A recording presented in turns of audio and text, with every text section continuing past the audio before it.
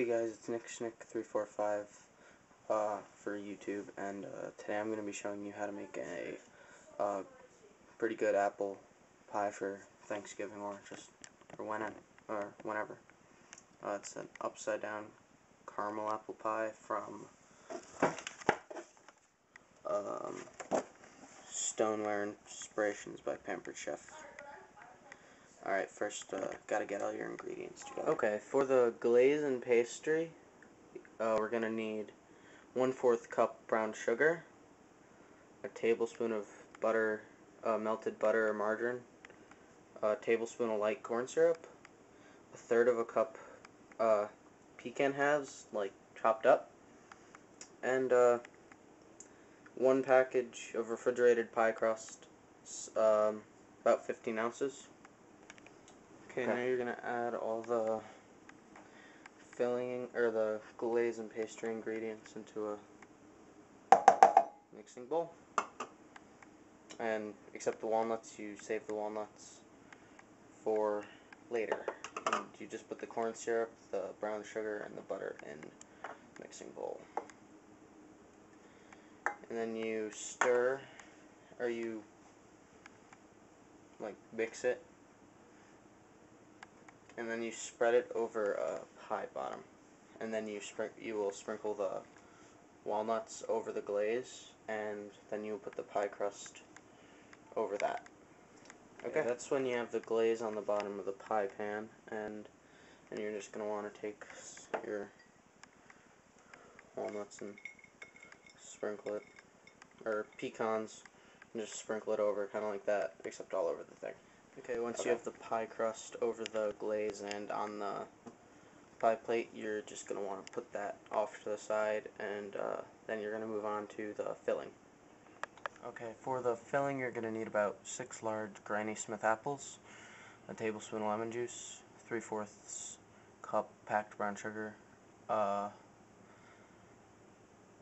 of a cup all-purpose flour, a teaspoon of pantry corn j cinnamon, and 1 teaspoon of lemon zest. Okay, now you have to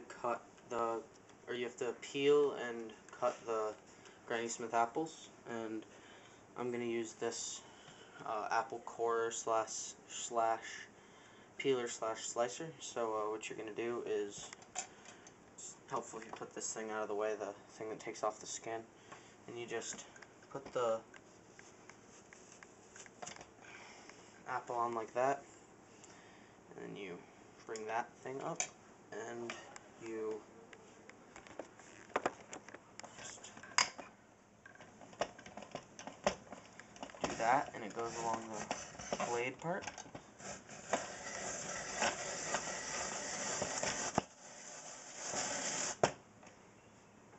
And when you have that all complete, you're going to have slices about that, except in a full circle. What you're going to want to do is take all of them, and you're going to want to cut them in half, so they make kind of like a little rainbow type thing. Now that you have your 1 teaspoon of lemon zest and cinnamon, and your 1 tablespoon of lemon juice, and your 3/4 cup packed brown sugar, and your 1/2 cup of all-purpose flour, and all your apples, you're going to want to take all this and put it in that, and mix it around until it's all evenly spread out throughout all the apples. Alright, once you have all your ingredients into the apples, you're going to have this. You're going to take a spoon, and you're going to shovel that all into the pie top that you made before. Then you're going to take the other pie crust, and you're going to want to roll it over all of this.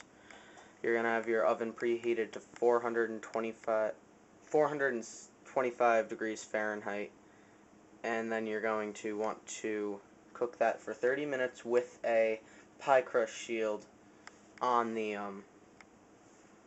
around the pie crust, or you're going to want to put aluminum foil around it.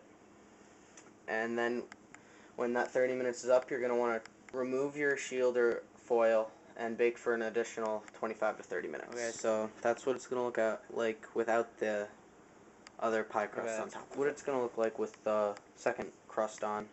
And you're gonna either want to take some like some tin foil and put it on the edges, or you're gonna want to take what I have right here. It's a pie crust protector from Pampered Chef, and you're just gonna want to kind of place it on the edges like that, and then for 30 minutes at 425 degrees Fahrenheit, you're gonna want to put it in, and then after those 30 minutes, you're gonna want to take this thing off and bake it for another 25 to 30 minutes. Alright, when you take it out, it should look like that, and then you should let it sit for about 5 to 10 minutes to cool down, and then you're going to want to flip the loosen around the edges, and you're going to want to flip it upside down onto a heat-resistant platter. And that's what you should get. It's mine didn't come out quite so perfect, but that's basically what it should look like once you flip it out of the pie